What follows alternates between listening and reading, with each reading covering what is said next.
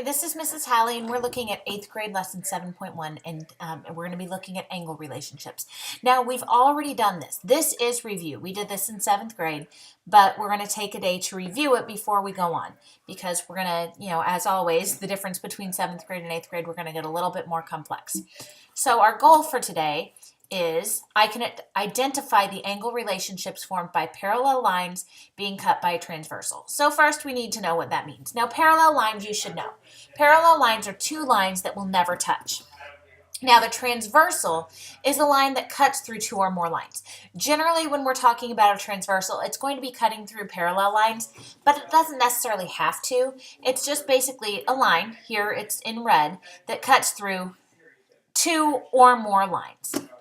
So when that happens, a series of angle pairs is formed.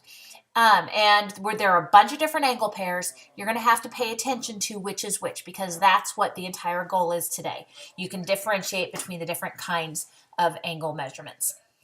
So we start with alternate interior angles. These are two angles on opposite sides of the transversal and in between the two parallel lines. So they are inside. Okay, here are the two parallel lines. This is the inside section. Alternate interior angles mean they're on the opposite sides. So like angle A and angle B. They're inside the parallel lines and on opposite sides of the transversal.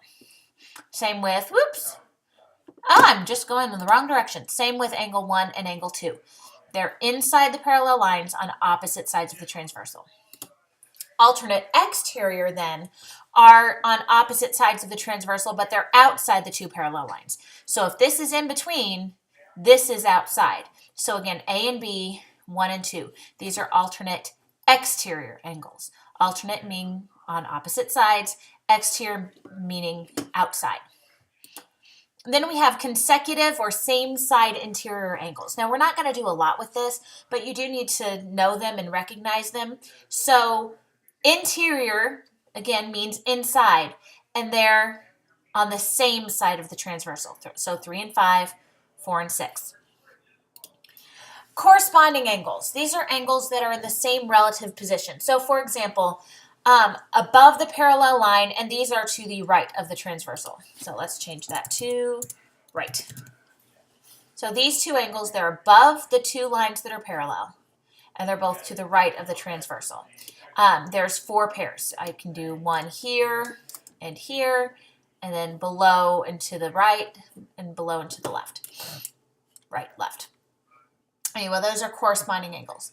Finally, we have vertical angles. Now, vertical angles are not going to come into what you're doing today, but these are an angle pair that's made when two straight lines intersect. And they share a vertex, meaning a common point, but they don't share a common side. So here, angle A and angle B are vertical. They're made when this line and this line intersect at this point, but they don't share a common side. They're directly across from each other. We call them vertical. So those are your 5 different angle types that we are going to be looking at. Like I said, today you're just going to be looking at alternate interior, opposite side, inside the parallel lines, alternate exterior, opposite sides of the transversal, outside the parallel lines, consecutive or same side interior, on the same side of the transversal, inside the parallel lines, and corresponding in the same relative position. So above the parallel line to the right. So what you're going to be doing is you will go through, you will match up your lines and then or your angle types. You're going to have to classify them, meaning tell me what kind of angle type you're looking at. And I will be back tomorrow. Good luck today.